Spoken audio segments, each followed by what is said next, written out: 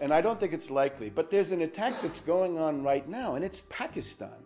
Pakistan is another Muslim country with 160 million people, and they have nuclear weapons, and they have the means to deliver them. Now, back last summer in Chicago, there was a debate among the Democratic candidates, and Obama came out and said, I want to have the unilateral U.S. bombing of northwest Pakistan.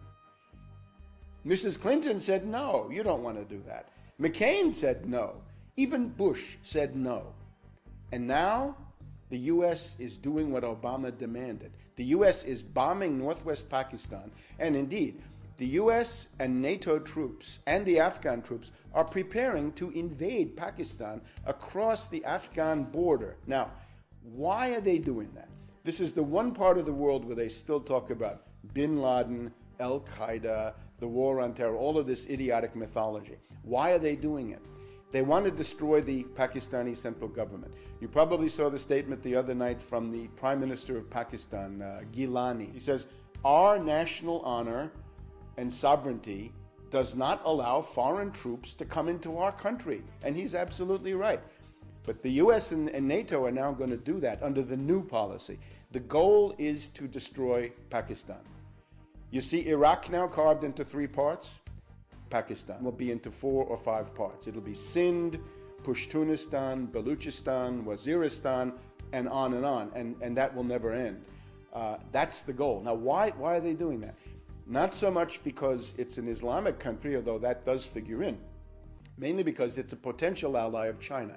It's traditionally friendly to China, and under conditions of world crisis, Pakistan would tend to gravitate back towards China. So look at our hit list now. We've got not Iran on the hit list anymore. Iran is now a candidate to be played against Russia, but the hit list is now Sudan and Pakistan. So that's the change. And Obama is the one who demanded the attacks on Pakistan when everybody else said no. So McCain, ironically, was a better friend of the Muslims than Obama was, because McCain said, I talked to General Musharraf about these things. I don't do it unilaterally. And Obama said, no, it's got to be unilateral. That's the Brzezinski policy. That's what, of course, Obama has no idea. Obama doesn't even know where Pakistan is. So he's spouting the line that Brzezinski gave him. Brzezinski's argument to the neocons is to say to the neocons, you're fools, you're bunglers, you're so obsessed with Israel and the Persian Gulf and Iraq and Iran that you've lost the big picture. And the real power in the world, of course, is Russia, China. Those are countries that are seriously capable of resisting the US and the British, and you've got to focus on them. And India, of course, would then become a big asset in that regard.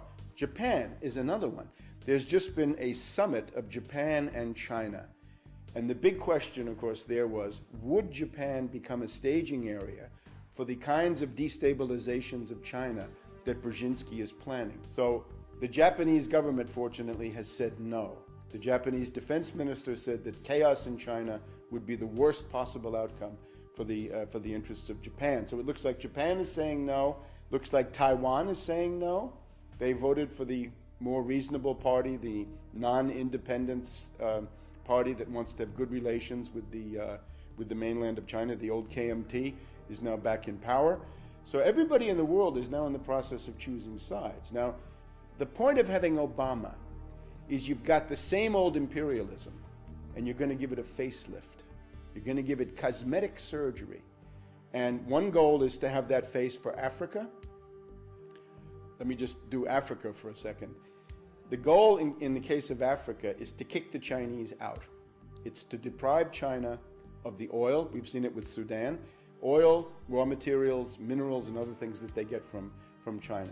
Ultimately, Brzezinski would like to isolate China, encircle it, and then reach a point where China would have nowhere to turn for oil except the Russian oil wells in eastern Siberia.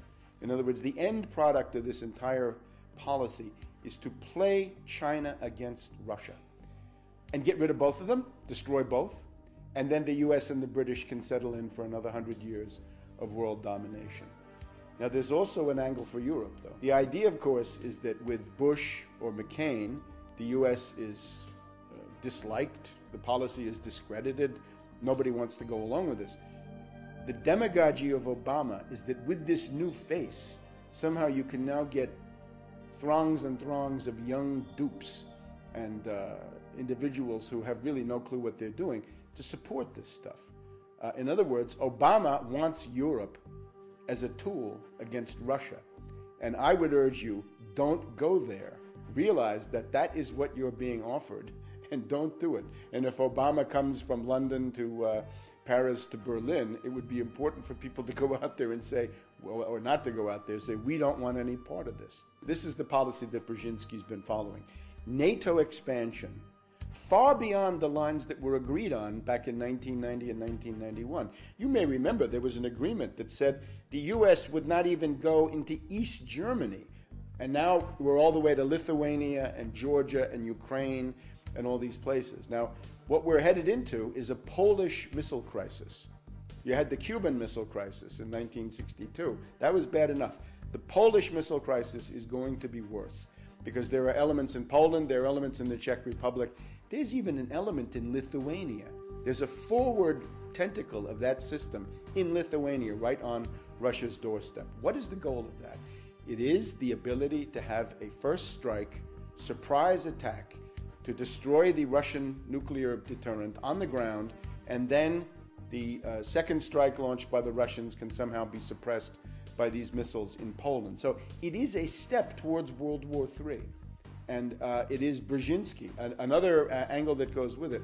The independence of Kosovo, under what amounts to a criminal organization, in my view, is another one of Brzezinski's projects. And this, of course, is designed as an affront to Russia. Today we have the indictment of the capture of this guy, Karadzic. Karadzic is a very bad guy, but why now? And what's the goal? This is designed to further inflame relations with Russia, even as a possibility of war between Russia and Georgia comes on the horizon. So this is now a full strategic envelopment. This is not just Iraq and the Persian Gulf. This is now a worldwide strategy. And again, the mind of it is Brzezinski. This is already being implemented in the United States. I better point that out too. You think you see Bush and Cheney as the leaders of the United States. They're not. They're gone. They're finished. Not even lame ducks. They're the janitors of the White House, the groundskeepers. They're there for show. They're just figureheads to make people think that normal stuff is still going on. Power has now passed into something called the Principals Committee. And it's just the leading government ministers, the secretaries of the main executive departments, an interministerial committee, if you will. Rice of the State Department, Gates of the Pentagon, Paulson of the Treasury. Admiral Mullen of the Joint Chiefs of Staff is a very important guy also in this. But these people are bureaucrats. They don't really have policies. The policies that they're carrying out are from Brzezinski, and that is no attack on Iran, make a deal with North Korea.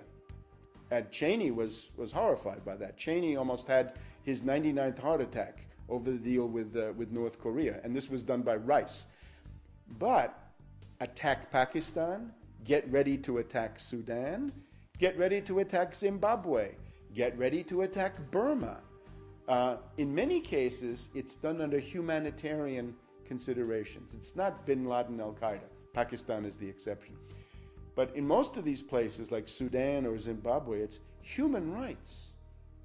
Goes back to Carter, right? Goes back to the time when Brzezinski was running the National Security Council. So what you've got is a shift. Instead of having imperialism with right-wing slogans, you've got imperialism with left-wing slogans. But the content is either the same or, I would argue, worse. Because the neocons had one benefit. They picked on relatively defenseless states. In other words, everybody knew there was no way that Iraq could strike the United States directly. It's not even easy to see how Iran could strike the US directly.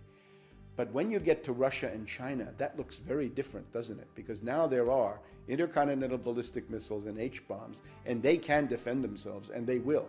So the neocon game is over, but you can see that at least they had some limits to their insanity, whereas with Brzezinski, the insanity is essentially unlimited.